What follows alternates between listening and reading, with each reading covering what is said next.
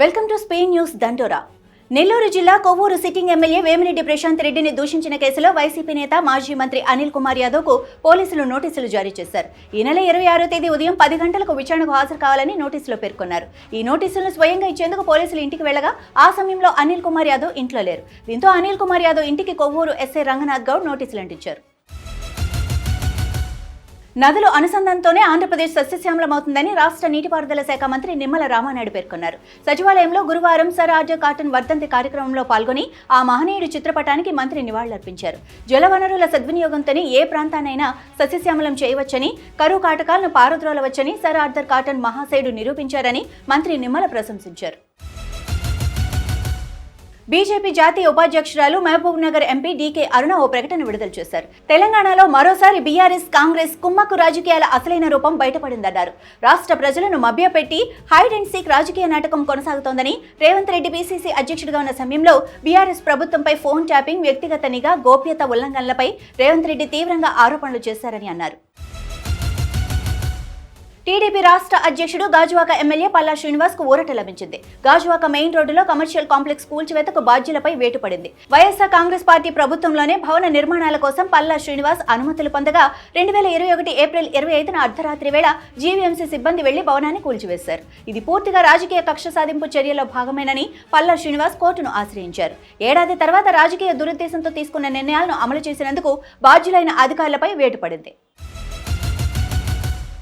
తెలంగాణలో కాంగ్రెస్ పార్టీ సామాజిక న్యాయం 2.0 ఉద్యమాన్ని ప్రారంభించిందని ఏఐసీసీ అధ్యక్షుడు మల్లికార్జున ఖర్గే అన్నారు. ఈ మేరకు ఆయన ఎక్స్లో పోస్ట్ చేశారు. బలహీన వర్గాల కోసమే ఈ న్యాయ పోరాటం అన్నారు. రాహుల్ గాంధీ నాయకత్వంలో సామాజిక న్యాయం కోసం కాంగ్రెస్ నిరంతరం పోరాటం చేస్తుందని చెప్పారు. దశాబ్దాలుగా అణచివేతకు గురైన ఎస్సీ, ఎస్టీ, ఓబీసీ, ఈడబ్ల్యూఎస్ వర్గాల ప్రజల గొంతుకగా కాంగ్రెస్ పార్టీ పనిచేస్తుందని పేర్కొన్నారు. మద్యం కుంభకోణం కేసులో శ్రవణ్ రావు గురువారం సిట్ విచారణకు హాజరయ్యారు. లిక్కర్ స్కామ్ లో నిందితులు చాణక్యతతో పాటు మరికొందరికి దుబాయ్లోని తన ఫ్లాట్లో ఆశ్రయం కల్పించారనేది ఆయనపై ప్రధాన అభియోగం కాగా, ఈ నేపథ్యంలో వివరాలు తెలుసుకునేందుకు విచారణకు రావాలని సిట్ నోటీసులు జారీ చేసింది. రాజ్ కసిరెడ్డితో ఇతనికి ఉన్న సంబంధాలపై కూడా ఆరా తీయగా తెలంగాణ ఫోన్ ట్యాపింగ్ కేసులోనూ శ్రవణ్ రావు నిందితుడిగా ఉన్నారు. థాయిలాండ్, కాంబోడియా సరిహద్దులో తీవ్ర ఉద్రిక్తతలు చోటు చేసుకున్నాయి. రెండు దేశాలు భీకర దాడులు చేసుకుంటున్నాయి. ఇక కాంబోడియా జరిపిన దాడుల్లో చిన్నారి సహా 9 మంది థాయిలాండ్ పౌరులు మరణించారు. గురువారం ఉదయం 7:35 సరిహద్దు ఘర్షణలు చెలరేగాయి. థాయ్ సైన్యం ప్రకారం టామియన్ ఆలయం సమీపంలోని వివాదాస్పద ప్రాంతంలో కాంబోడియా డ్రోన్ను గుర్తించిన తర్వాత ఘర్షణ మొదలైందని, దీంతో నంపెన్లోని థాయిలాండ్ రాయబార కార్యాలయం తన పౌరులను కాంబోడియా విడిచి వెళ్లాలని సూచించింది. మరో ఘోర విమాన ప్రమాదం ఘటన యావత్ ప్రపంచాన్ని కలవరపెట్టింది. తాజాగా రష్యాలో ఘోర విమాన ప్రమాదం సంభవించింది. రష్యాలోని ఫార్ ఈస్ట్ లో దాదాపు 49 మందితో ప్రయాణిస్తున్న AN-24 ప్యాసింజర్ విమానం టేకాఫ్ అయిన కొంతసేపటికే ఎయిర్ ట్రాఫిక్ తో సంబంధాలు తెగిపోయాయి. ఎయిర్పోర్టుకు సుమారు 15 కిలోమీటర్ల దూరంలో ఈ ప్రమాదం చోటు చేసుకుందని అధికారులు గుర్తించారు. ప్రమాద తీవ్రతను గమనిస్తే ప్రయాణికులలో ఒక్కరు కూడా ప్రాణాలతో బయటపడే అవకాశం లేదని అధికారులు వెల్లడించారు. అమెరికాలో రెండోసారి అధ్యక్ష బాధ్యతలు చేపట్టిన నాటి నుంచి భారతీయులపై కక్ష సాధింపు ధోరణి ప్రదర్శిస్తున్న డొనాల్డ్ ట్రంప్ మరో భారీ షాక్ ఇచ్చారు.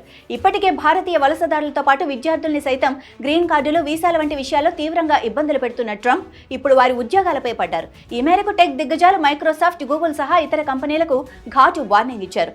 అమెరికన్లను వదిలేసి భారతీయులకు ఉద్యోగాలు ఇస్తూ ఉండటంపై అభ్యంతరం తెలిపారు. టెక్ దిగ్గజాల తీరుతో అమెరికన్లు తమను పట్టించుకోవటం లేదన్న భావనలో ఉన్నారని ట్రంప్ చెప్పుకొచ్చారు. తెలంగాణ మాజీ మంత్రి బీఆర్ఎస్ ఎమ్మెల్యే చామకూరు మల్లారెడ్డికి ఆదాయ పన్ను అధికారులు షాక్ ఇచ్చారు. ఆయన ఇంటితో పాటు కుటుంబ సభ్యుల ఇళ్లలో ఐటీ అధికారులు విస్తృతంగా సోదాలు నిర్వహిస్తున్నారు. ఇంజనీరింగ్, మెడికల్ కళాశాలల సీట్ల కేటాయింపులో భారీగా డొనేషన్లు వసూలు చేస్తున్నారన్న ఆరోపణలతో ఈ తనిఖీలు జరుగుతున్నాయని సమాచారం. అలానే మేనేజ్మెంట్ కోటాలో ప్రభుత్వం నిర్ణయించిన ఫీజును మించి విద్యార్థుల నుంచి భారీ మొత్తంలో డబ్బులు వసూలు చేసినట్లు పలు ఫిర్యాదులు అందినట్లు చెబుతున్నారు. సాంకేతిక పురోగతి ఉపాధిని తొలగించేదిగా ఉండకూడదని రాష్ట్రీయ స్వయం సేవక్ సంఘ్ చీఫ్ మోహన్ భగవత్ తెలిపారు. టెక్నాలజీ అనేది కార్మికులను గౌరవించి పరిశ్రమలకు మద్దతు ఇచ్చేలా, జాతీయ ప్రయోజనాలకు ఉపయోగపడేలా సమతుల్య విధానాన్ని ప్రోత్సహించాలని చెప్పారు. ప్రస్తుతం ప్రపంచవ్యాప్తంగా సాంకేతిక పరివర్తన సవాలుగా మారుతోంది. ప్రతి కొత్త టెక్నాలజీ ప్రాథమికంగా ఆందోళన కలిగిస్తోంది. నాలెడ్జ్ బేస్డ్ టెక్నాలజీ సంబంధిత రంగంలోని ఉద్యోగాలపై ప్రభావం చూపకూడదన్నారు. తెలుగు రాష్ట్రాల్లో సినిమాల విడుదల సందర్భంగా రాయితీలు, టికెట్ల రేట్ల పెంపుపై సిపిఐ నారాయణ ఆగ్రహం వ్యక్తం చేశారు. సమాజంలో హింసను ప్రేరేపించే సినిమాలకు చంద్రబాబు, రేవంత్ రెడ్డి రాయితీలు ఇవ్వటం ఏంటి అని ప్రశ్నించారు.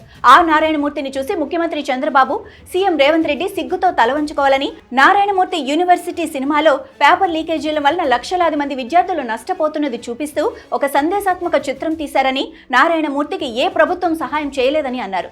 సమాజంలో హింసను ప్రేరేపించే సినిమాలకు ఏపీ, తెలంగాణ సీఎంలు రాయితీలు ఇస్తారా అని ప్రశ్నించారు. ఇవే ఇప్పటి వరకు ఉన్న స్పీడ్ న్యూస్ దండోరా. చూస్తూనే ఉండండి అభినవ్ భారత్.